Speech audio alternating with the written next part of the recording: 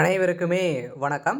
சற்று முன் கிடைத்திருக்கக்கூடிய ஒரு மிக மிக முக்கியமான செய்தி ஒன்று வெளியாகி உள்ளது.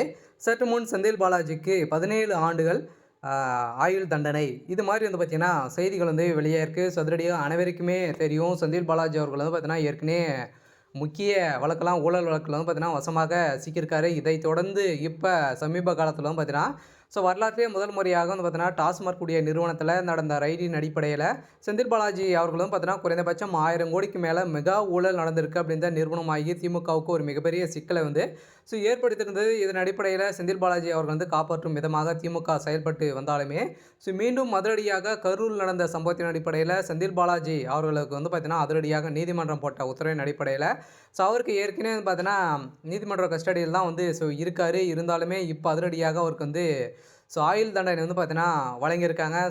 செந்தில் பாலாஜி அவருக்கு 17 ஆண்டுகள் ஆயுள் தண்டனை வழங்க போகிறதாக ஒரு தகவல் வந்து வெளியாயிருக்கு. பார்த்தீங்கன்னா கரூன் சம்பவத்தின் அடிப்படையில் செந்தில் பாலாஜியுடைய அரசியல் வாழ்க்கைக்கே ஒரு மிகப்பெரிய முற்றுப்புள்ளி வைக்கும் விதத்தில் வந்திருக்கு. இதை பற்றி இந்த வீடியோவில் நம்ம முழுமையாக பார்க்கலாம். அதுக்கு முன்னாடி நம்ம சேனலுக்கு வந்து இப்போ தான் நீங்கள் முதல் முறையாக வந்திருக்கீங்க அப்படின்னா மறக்காமல் நம்மளுடைய சேனலை சப்ஸ்கிரைப் பண்ணி சப்போர்ட் பண்ணுங்கள்.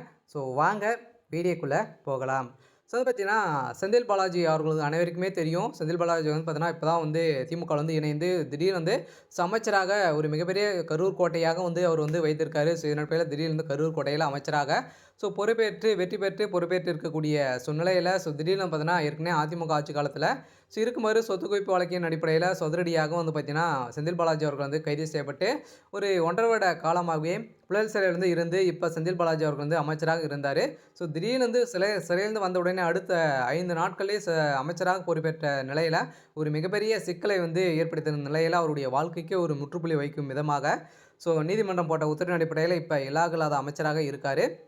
இதைத் தொடர்ந்து கரூர் வழக்கில் வந்து பார்த்தீங்கன்னா அதிரடியாக கரூர்லேருந்து விஜய் அவர்கள் வந்து பிரச்சாரத்தில் வந்து ஈடுபடும் போது செந்தில் பாலாஜி அவர்கள் தான் வந்து கூலிப்படையை இறக்கி இது மாதிரி சம்பவங்களை வந்து செய்ய வச்சிருக்காரு அப்படின்ற மாதிரி வந்து பார்த்தீங்கன்னா குற்றச்சாட்டுகளும் நிறைய ஆதாரங்களும் வந்து சிக்கியிருக்கு. பார்த்தீங்கன்னா திமுகவுடைய தலைமுகம் செய்த சம்பவத்தின் அடிப்படையில் செந்தில் பாலாஜியுடைய வாழ்க்கையே முடியக்கூடிய அளவிற்கு இப்போ சம்பவம் வந்து பார்த்தீங்கன்னா இப்போ நடந்திருக்கு. இந்த சம்பவத்தின் அடிப்படையில் செந்தில் பாலாஜி அவர்களுக்கு 17 ஆண்டு சிறை தண்டனை விதிக்க போகிறதாகவும் பரபரப்பான ஒரு தகவல் வந்து பார்த்தீங்கன்னா வெளியாகி வருது. இவருடைய வழக்கு தேதி குறிப்பிடாமல் வந்து இருக்காங்க. இந்த வாரத்தில் நடக்கலாம் அப்படின்ற மாதிரி ஒரு தகவல் வந்து வெளியாயிருக்கு. செந்தில் பாலாஜியுடைய கதை ஒட்டுமொத்தமாக முடிய போகுது. அவருடைய சொத்துக்கள் அனைத்துமே முடக்கப்படுவதாகவும் ஒரு தகவல் வெளியாயிருக்கு. சரி, ஓகே. இன்னைக்கான அப்டேட் வந்து இதுதான். மறக்காமல் நம்மளுடைய சேனலை சப்ஸ்கிரைப் பண்ணி சப்போர்ட் பண்ணுங்கள். தேங்க்யூ.